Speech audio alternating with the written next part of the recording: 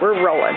Welcome, Graham. This is your 85th birthday, and we just wanted to make this a special evening for you. We knew if we did it at home, it would be hard to keep you out of the kitchen. So come on in.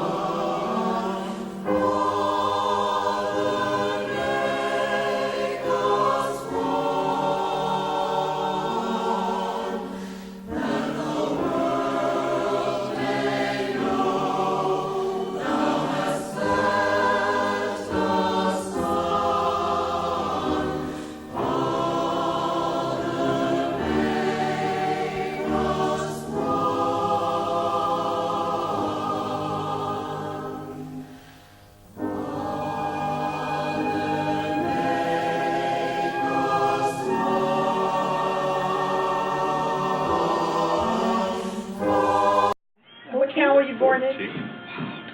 St. Louis, Michigan, which is in the center of the state there, and there's a bench in the park that says this is the center of the state. So, Phyllis, what was your mother's name? Lillian. That's my mother's name. That was my mother's name. And your dad's name?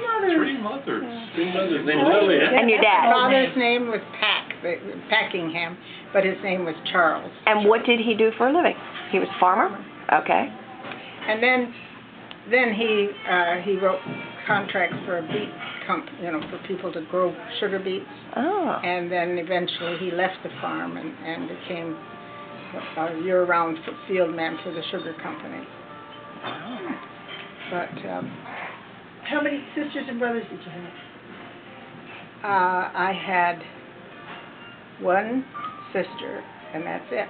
My mother lost her first child from a little baby boy, spinal meningitis in 6 months.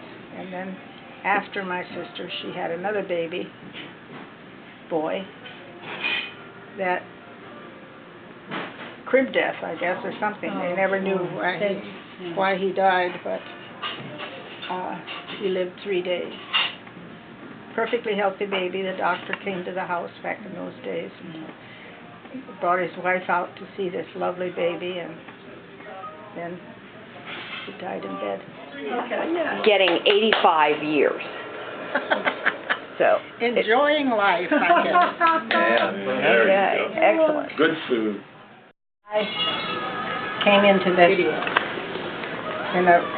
the town was 360 people, and so I went to church with my friend's where my friend's father was the minister, and I sat there and I just felt like he was preaching directly to me.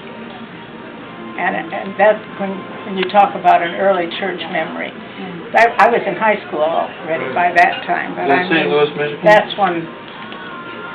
the one that comes to my mind when someone asks that question. But my earlier days, were in church also. I always went to church. When I first became a Christian, and the songs that they played, I would weep. And just the thought of it makes me, it just touched me so. Now, you've mixed up a couple of stories. I didn't crash the car when I was 9. Okay. I started to drive. My earliest driving was at 9. Okay. Oh, you started early. Because I lived on a farm and we had our own roads, and my father would let me drive on the lanes. And I drove tractor and all the other things. Why couldn't I drive a car? So I didn't get a driver's license, however, till I was 14. The lady that I worked for in Annapolis that had a car that you could drive in the water. Since they worked for the sugar beet company, her mother had large bags of sugar. Do you want to tell about those sugar bags? Well, it's hard to imagine today how people used sugar in the past. My father worked for the sugar company, so he bought his sugar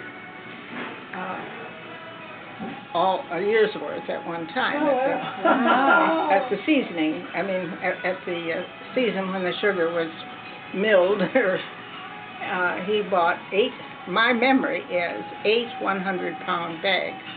And when I think today of how much sugar that is. For 1 year? Pounds, For a year's Her mother worth. was a baker. She made dessert every She day. did, and she made candy and pies and Birthday all cakes, kinds of things, and probably. birthday cakes, and the sugar was purchased once a year and kept up in the attic, like, and in granny sacks. Yeah, burlap bags or something. Burlap Oh. bags of Yeah, burlap sacks. 100-pound bags, which were, you Oh, know, my gosh. big. And when Mother needed more sugar in the sugar container, she would send me to the attic to dish it out and Yeah, put it down. dish it out of the But bag. she made a lot of candy and pies and then of course they used.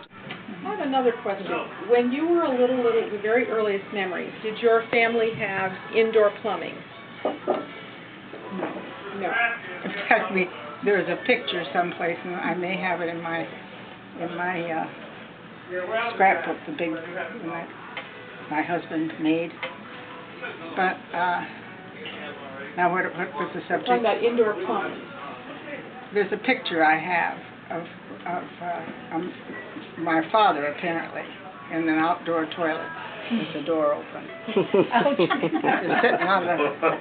sitting on the wooden seat, you know, outdoors. About when indoor plumbing came into your family's life? Yes.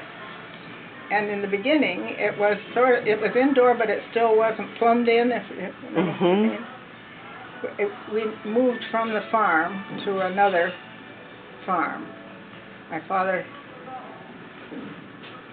lost the property during the Depression, heavy Depression years. He thought he was past the tight thing, everything was okay, and he took us all to Illinois to visit Grandpa and Grandma. And while he was gone, his lawyer had power of attorney, and he sold the farm. And it was never my father's intention to. So you also didn't have a refrigerator then either, because you had the well. That's where you kept things cool. You kept things in the cold water, right? Happy birthday, dear Phyllis.